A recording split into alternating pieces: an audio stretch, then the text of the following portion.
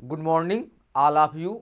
RBS degree college Meja खास के online platform पे सभी छात्रों को हम हार्दिक स्वागत करते हैं। छात्रों, आज जो है आपके बीएससी एजी सेकेंड सेमेस्टर के अंतर्गत जो आपका सब्जेक्ट है फंडामेंटल ऑफ प्लांट बायोकेमिस्ट्री के अंतर्गत जो आपका टॉपिक है वो है एंजाइम्स मैकेनिज्म ऑफ एक्शन। मतलब इसका अर्थ ये हुआ छात्रों जो है कि हमारे एंजाइम क्रिया तंत्र किस तरीके अपना क्रिया और प्रतिक्रिया करते हैं और हमारे कोशिकाओं को और हमारे पौधों को सेल्स को किस तरीके क्या कहते हैं मेंटेन करते हैं कि पौधे अपने एंजाइम के थ्रू जो है जो कई विटामिन्स को जो है अवशोषित करते हैं और क्रिया और प्रतिक्रिया करके उसे किस तरीके जो है अपनी मिट्टी से जो है अवशोषित करके पौधे अपना विकास और क्रिया और प्रतिक्रियाएं उत्प्रेरक और अवक्रियाएं जो है करते रहते हैं। ठीक है छात्रों, यहाँ पे ये जो टॉपिक हम लेकर आए हुए हैं छात्रों जो है ये एंजाइम से रिलेटेड है, क्योंकि जो हमने सेकेंड सेमेस्टर की जो कुछ टॉपिक्स भी हमने एंजाइम्स का जो है एक तरीके से अगर देखा जाए प्रॉपर्टीज भी मैंने आपको क्लासेस दिया है और क्लासिफिकेशन भी जो है दिया है। जो एंजाइम का तीसरा पार्ट है वो हम आपको बतला रहे हैं जो है कि एंजाइम्स क्रिया तंत्र का किस तरीके प्रतिक्रिया होता है। आज उसके विषय में छात्रों जो है हम अध्ययन करेंगे। ठीक है, आइए स्क्रीन पर चलते हैं। इंट्रोडक्शन में जो है प्रस्तावना में पिछली इकाई में आपने महत्वपूर्ण जैव उत्प्रेरक के रूप में एंजाइमों के बारे में जो है अध्ययन किया गया।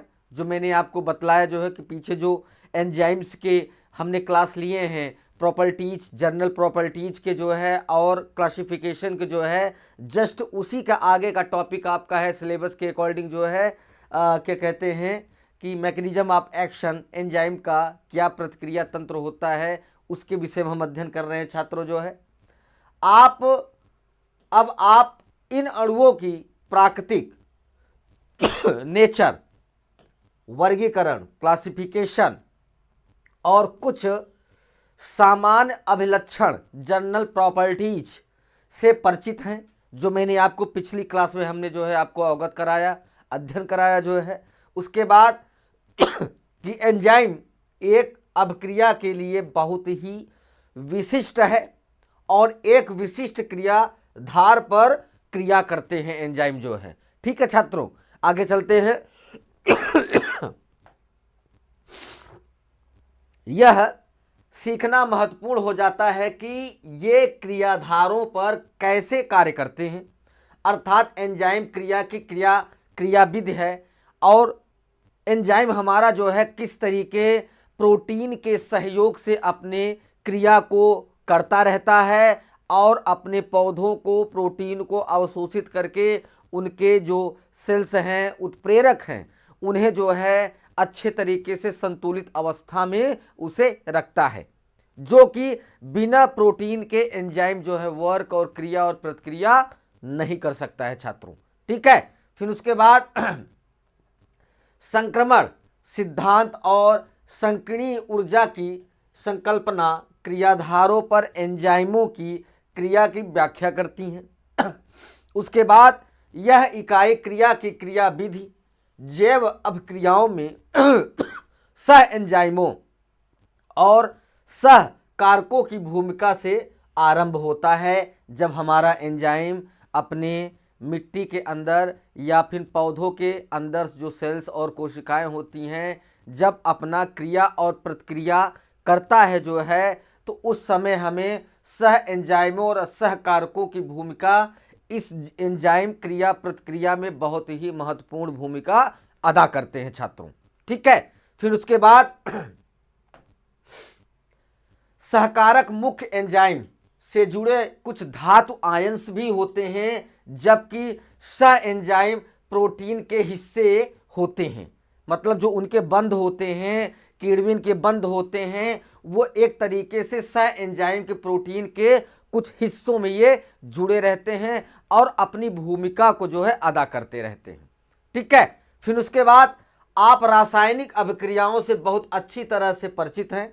एंजाइम संकल्पना में अन्य रासायनिक अभिक्रियाओं के समान हैं और अभिक्रिया के दरों में से संबंधित होते हैं, जो कि एंजाइम अपना जो है छात्रों प्रोटीन के हिस्सों को, कुछ हिस्सों को लेकर ही जो है अपनी क्रिया और प्रतिक्रिया को एक तरीके से जो है उत्प्रेरक के रूप में अपना परिचालन, अपने प्रचलित करते रहते हैं और अपनी एक्टिविटी को बढ़ाते रहते हैं जो है। ठीक है। फिर उसके बाद जैव उत्प्रेरक होने के कारण एंजाइमों को नियमित किए जाने की आवश्यकता है ताकि अभिक्रियाओं को उचित व्यवस्था में लाया जा सके, वो अपनी अभिक्रिया अच्छे तरीके से कर सकें, कोई उनका अवरुद्ध न हो, कोई उनका बंध न हो, जिससे उन्हें कई समस्याओं का उन्हें सामना करना पड़े। फिर उसके बाद समन्वित तरीके से कार्य करते हुए एंजाइम सभी जैविक रासायनिक परिवर्तनों की गति और दिशा को नियमित करते रहते हैं। फिर इस इकाई के अंतिम भाग में आप अध्ययन करेंगे कि जैव परिवर्तन को एंजाइम कैसे नियमित करते हैं। ये हम आपको बतला रहे हैं कि उन्हें किसी सहयोगों, सहकारकों के रूप में उसे जो है नियमित किया जाता है, क्योंकि एंजाइम बिना प्रोटीन के जो है क्रिया प्रतिक्रियाएं जो है नहीं करता है। ठीक है। फिर उसके बाद अगली इकाई औषध रसायन में एंजाइमों की महत्वपूर्ण भूमिका जो संबंधित होता है, उनका क्या ऑब्जेक्ट होता है, उद्देश्य क्या होता है, ये हम आपको बतला रहे हैं कि इस इकाई का अध्ययन करने के बाद आप एंजाइम क्रिया की क्रियाविधि संक्रमण व्याख्या कर सकेंगे। एंजाइम उत्प्रेरित अभिक्रियाओं के लिए संकरणीय ऊर्जा की संकल्पना की व्याख्या कर सकेंगे। सहकारक और सह एंजाइम की जैविक भूमिका का वर्णन कर सकेंगे। जैव अभिक्रिया दरों पर क्रियाधार और एंजाइम सांद्रता के प्रभाव और पीएच और तापमान की भूमिका का वर्णन कर सकेंगे। प्रतिस्पर्धात्मक और अप्रतिस्पर्धात्मक के बीच अंतर स्पष्ट कर सकेंगे और एंजाइम नियमन की विभिन्न गतिविधियों की भी व्याख्या आप कर सकेंगे। अगर आप उसके उद्देश्य को जो है, एंजाइम के जो उद्देश्य होते हैं उनसे क्या क्या जो है हमारे औषधि चीज़ें बनती हैं, जो कि रासायनिक अभिक्रिया से कर कर जो है कुछ नए तत्वों की खोज करके जो है कुछ नई चीज़ों को जो है बनाया जाता है छात्रों जो है, उसके विषय में इस ऑब्जेक्ट में आपको जो है एक तरीके से देखा जाए कि हमारा एंजाइम जो है एक तरीके से जैव अभिक्रिया के दरों पर, क्रियाधार और एंजाइम सांद्रता के प्रभाव पर अपने पीएच को भी संतुलित करता है, अपने तापमान की जो है संतुलन को बनाकर अपनी भूमिका को अदा करता रहता है। ठीक है छात्रों, आगे एंजाइम क्रिया की क्रियाविधि जो है, इस भाग में एंजाइम सक्रियता की क्रियाविधि को समझाने का प्रयास किया जाता है कि सामान्यतः एंजाइम उत्प्रेरित अभिक्रियाएं कई चरणों में होती हैं। जो हमारा एंजाइम अपनी क्रिया और क्रियाविधि करता है वो कई चरणों में करता है। वो हम आपको बतला रहे हैं कि पहले चरण में क्रियाधार जो है एस पॉइंट से इसे प्रदर्शित किया जाता है, एंजाइम को जो है ई पॉइंट से प्रदर्शित किया जाता है कि सतह से जुड़ जाता है, तथा एक एंजाइम क्रियाधार संकुल बनाता है, जैसे एंजाइम सबस्ट्रेट कॉम्प्लेक्स के रूप में जो है वो बनता है छात्रों। फिर उसके बाद एंजाइम सक्रिय ऊर्जा को कैसे कम करते हैं वो हम आपको बतला रहे हैं कि अभिक्रिया करने वाले अणुओं के बीच अनियमित संघटनों के परिणाम स्वरूप रासायनिक अभिक्रिया होती है कि अभिक्रिया करने के लिए अभिकारकों को एक दूसरे के समीप आना पड़ता है, तभी जो है हमारे जो H रसायन के जो H हाइड्रोजन के बांड होते हैं, जब तक वो आपस में मिलकर जब तक संयोज या सहबंध नहीं करेंगे जो है, तो एंजाइम बिना प्रोटीन के माध्यम से कोई भी क्रिया और क्रियाविधि नहीं कर सकता है छात्रों। ठीक है।